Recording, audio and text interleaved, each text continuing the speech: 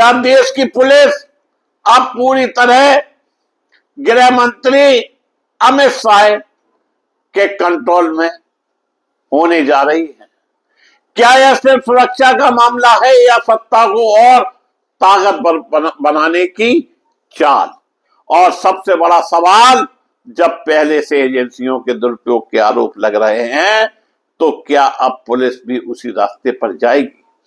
नमस्कार, मैं मुकेश सुलैनिया, आप देख रहे हैं सीधे बोल यूपी।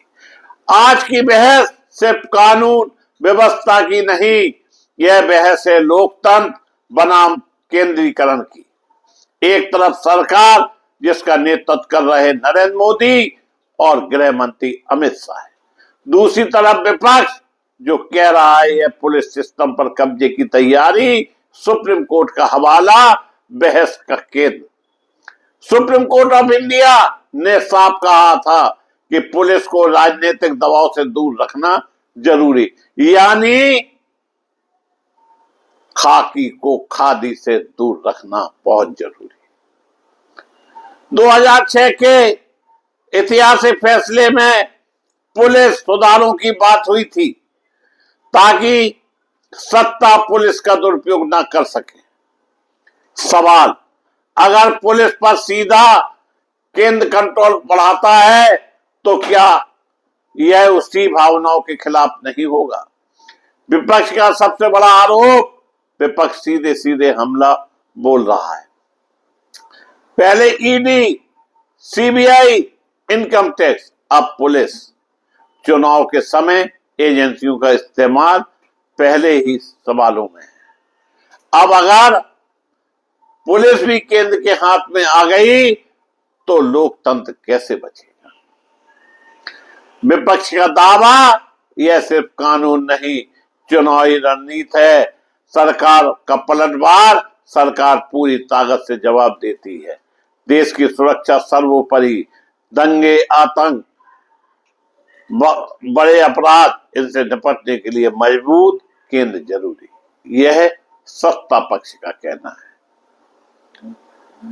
तो कानून तोड़ेगा उस पर कार्रवाई होगी, चाहे कोई भी हो।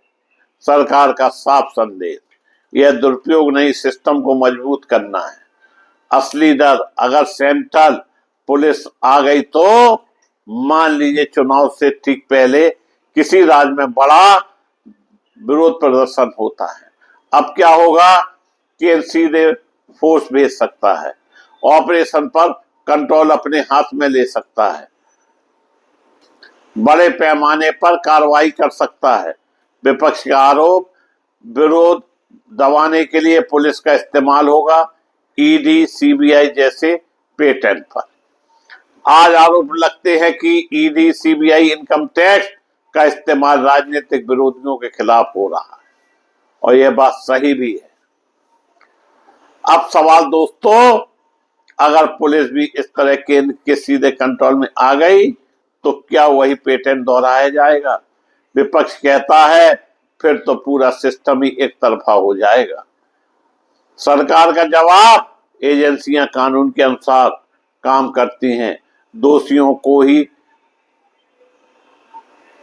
डर है। संविधान ऑफ फेडरल स्ट्रक्चर का भारत का संविधान कहता है पुलिस राज्य का विषय है। तो क्या यह कदम राज्यों की ताकत कम कर देगा?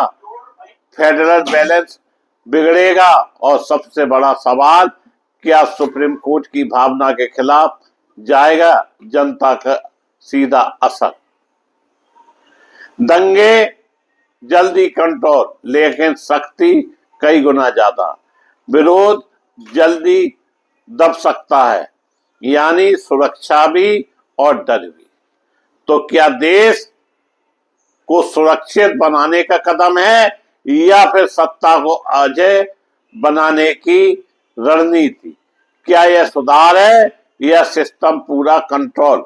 आज सवाल सिर्फ पुलिस का नहीं, आज सवाल है लोकतंत्र की दिशा का। आप क्या सोचते हैं? क्या यह सही है या खतरनाक?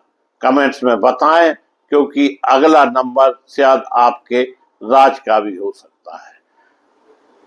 मैं मुकेश उदैनिया पुनः आप सभी को धन्यवाद देता हुआ अपनी बात समाप्त करता हूं।